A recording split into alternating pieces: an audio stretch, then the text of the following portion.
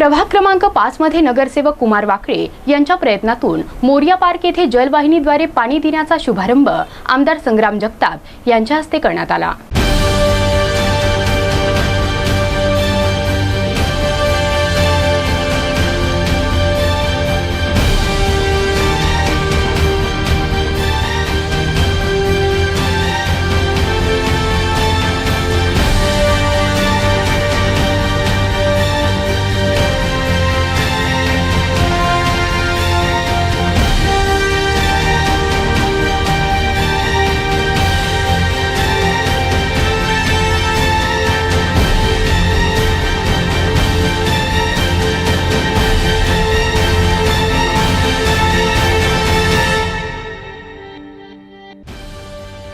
प्रभाग क्रमांक 5 मध्ये नगरसेवक कुमार वाकळे यांच्या प्रयत्नातून मोरिया पार्क येथे जलवाहिनीद्वारे पाणी देण्याचा शुभारंभ आमदार संग्राम जगताप यांच्या हस्ते करण्यात आला।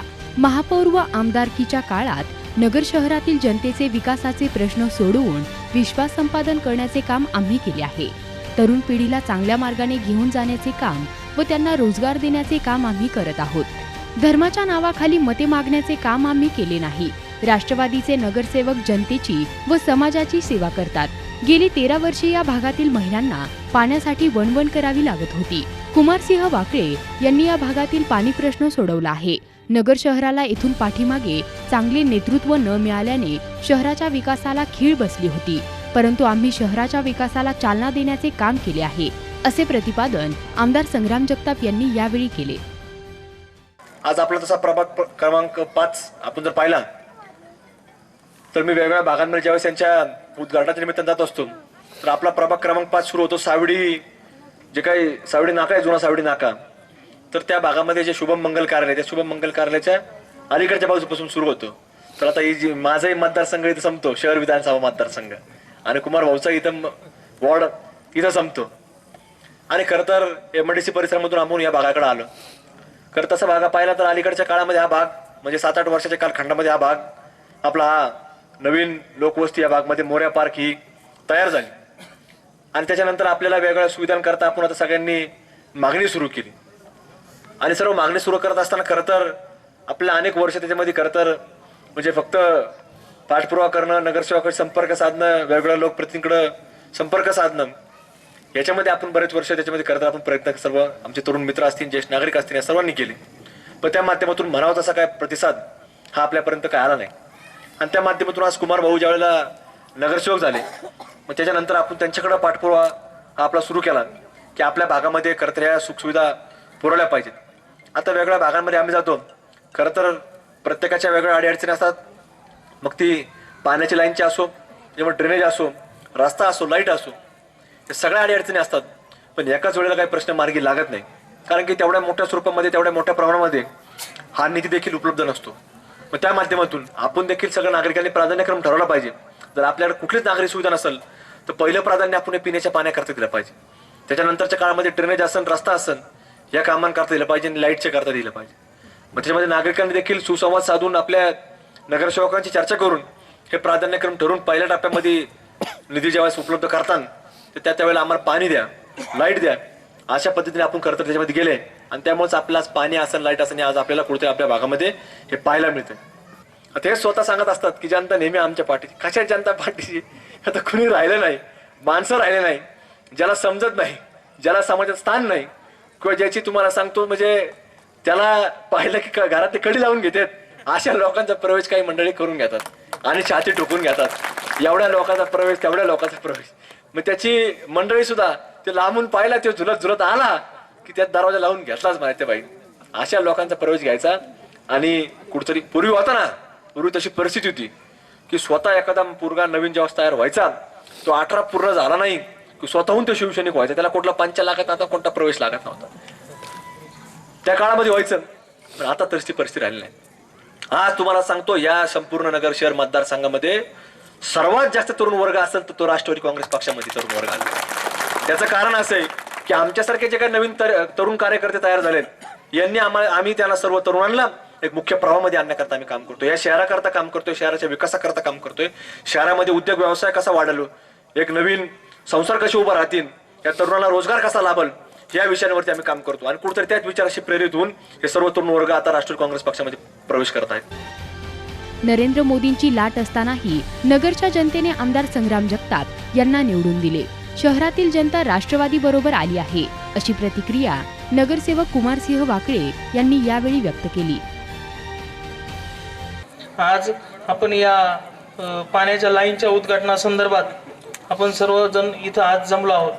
तर या कामामध्ये आपल्याला सर्वात महत्त्वाची साथ मिळाली ती आमदार साहेबांची, कारण त्यांच्या प्रेरणेने आणि त्यांच्या मदतीनेच आपण हे काम पूर्ण करू शकलो.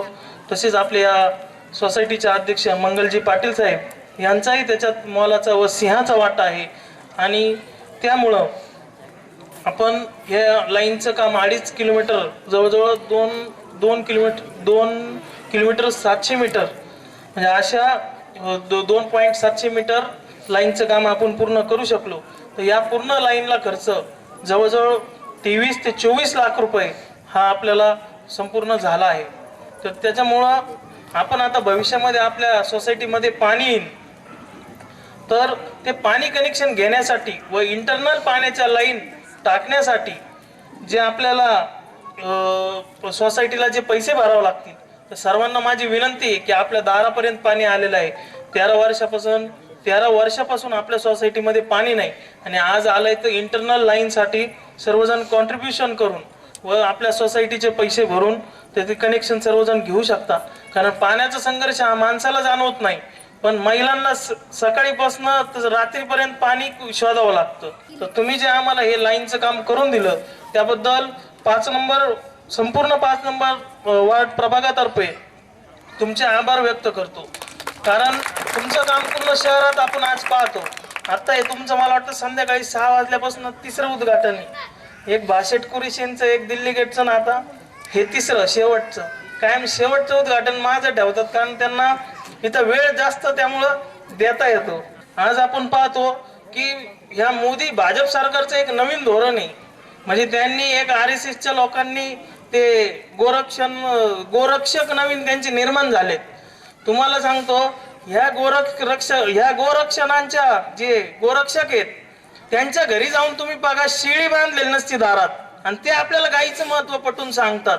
या गाईला जपलेलं येतं या महाराष्ट्रातल्या शेतकऱ्यांनी आणि आज आपण पिढ्यानपिढ्या जपतो. त्यांनी आपल्याला सांगायची गरज नाही का गाईच्या पोटात 36 कोटी देव आहे, गाई देव असती. ते आपल्याला पहिल्यापासून माहिती आहे.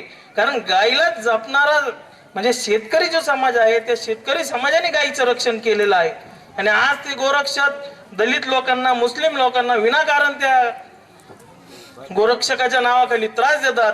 माझं तर त्यांना आव्हान आहे की त्या गोरक्षकांनी स्वतःच्या गोशाळा उभाराव्या आणि मग पाटीलकी करावी. नाही तर काय करते, उगाच आपल्या सामान्य लोकांना त्रास द्यायचा.